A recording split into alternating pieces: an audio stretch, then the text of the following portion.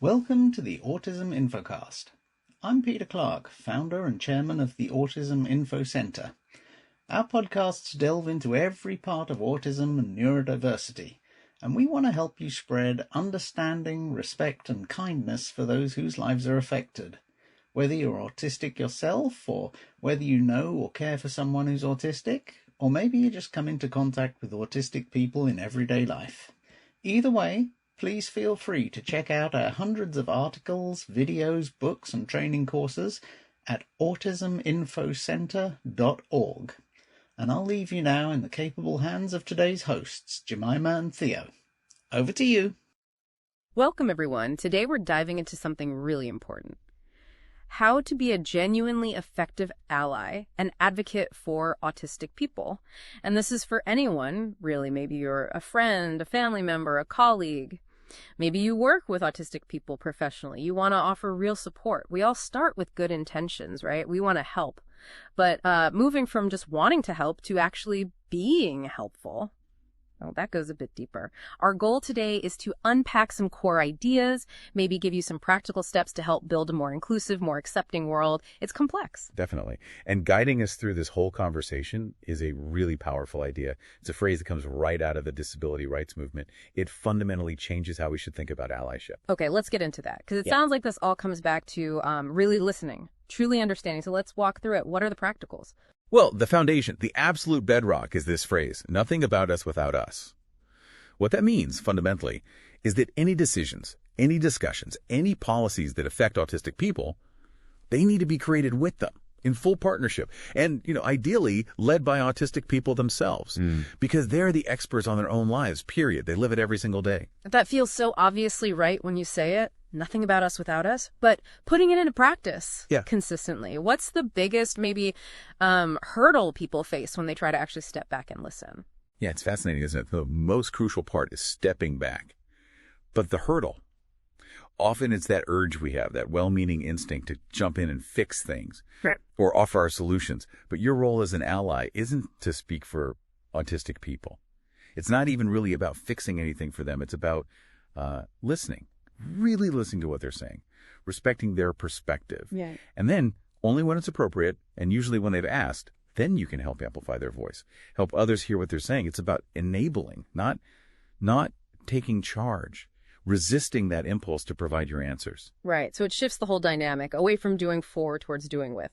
Okay, so if that's the mindset, how does that translate into things we can actually do day to day? Where do we start? Maybe with how we learn. You mentioned becoming an informed ally. We know reading up is important, but is there more to it? Like, how should we go about educating ourselves? Absolutely.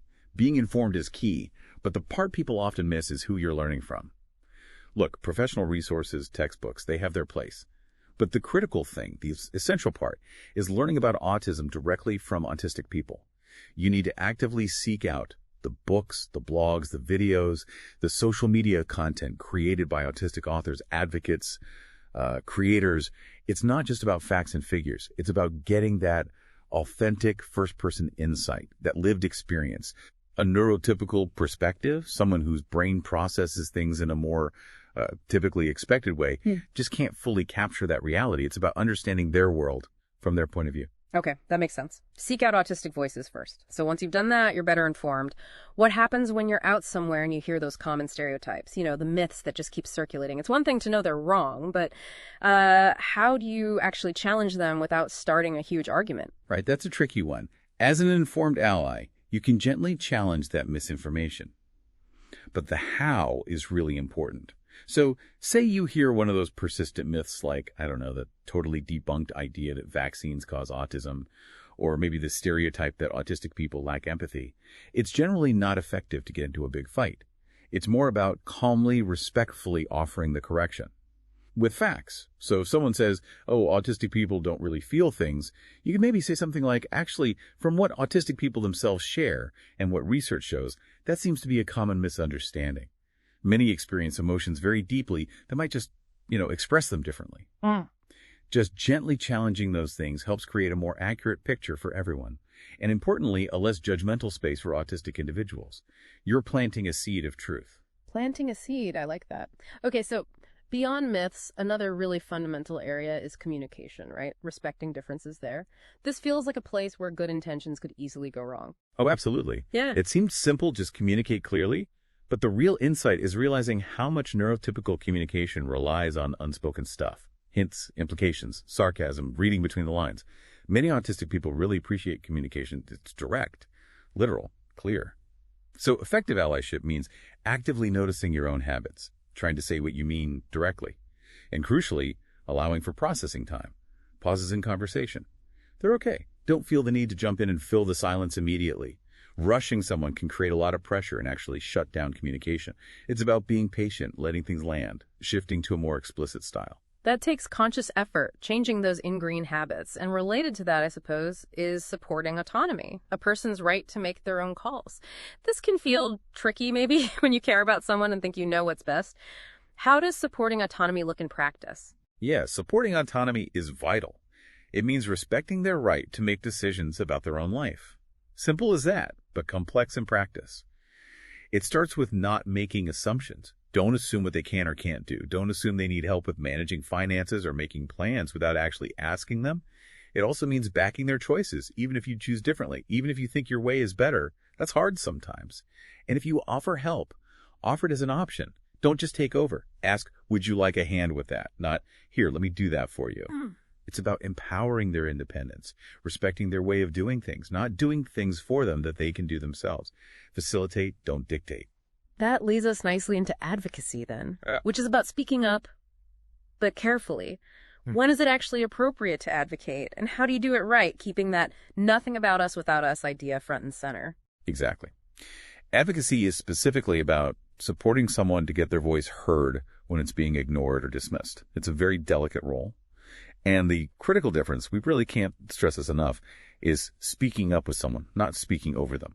Your job as an ally isn't to substitute your voice for theirs. It's to amplify their voice. Okay, amplify, not replace. Got it.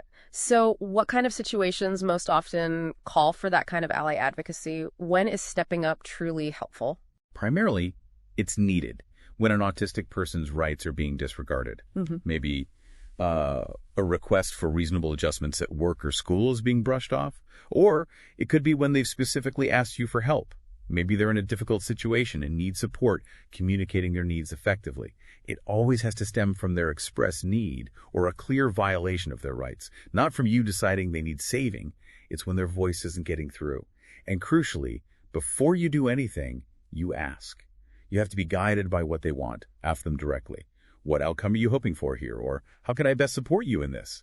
Your actions have to be led by their goals. That keeps you in that partner role, not taking over. So let's get practical again.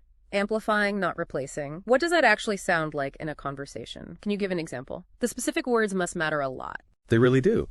So instead of jumping in and saying, look, this is what they need, which puts you in the center, try phrasing it something like this. As person's name has already explained clearly, they need the instructions provided in writing. How can we make sure that happens? Minister. See the difference. It keeps the focus on the autistic person as the one who knows their needs. It reinforces their communication. Yeah. You're just backing them up, ensuring they're heard. And this brings up another important point. Sometimes you need to know when to step back. Okay. When is that? Well, sometimes the situation calls for more formal independent advocacy, maybe a legal issue, or something needing specialized knowledge from, say, a disability rights charity. In those cases, your role as an ally isn't to try and be the expert lawyer or specialist yourself. It's to support the person in accessing that formal help. Knowing your own limits and helping connect them to the right resources, that's also a really important form of allyship. Look, at the end of the day, being a good ally, an effective advocate, it's not a destination you arrive at. It's an ongoing process. It's about learning, reflecting, sometimes getting it wrong, and learning from that too. It's definitely not about being a savior. It's about being a partner. Using whatever privilege or platform you have to challenge barriers, promote understanding, and help make spaces more accessible. So what does this all mean for you listening right now? It means that by consciously choosing to really listen to autistic voices, by respecting their autonomy, their right to choose, and by committing to act in partnership with them, you can genuinely make a difference. You can help build a world that's more equitable, more understanding, more compassionate.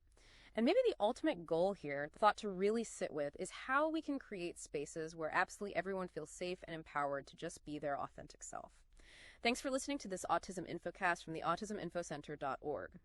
Thank you, Jemima and Theo. I'm sure we've all learned something there today. Don't forget to visit autisminfocenter.org to hear our other episodes, browse our library of articles, see our inspiring range of books, watch our videos about autism and neurodiversity, and find out about training courses that can help you or your organization make the world a safer, happier, and more meaningful place for us all. If you've enjoyed what you've heard today, please feel free to spread the word about Autism Info Center. A quick mention on your socials is always appreciated. Until next time, this is Peter Clark from autisminfocenter.org. Have a great day.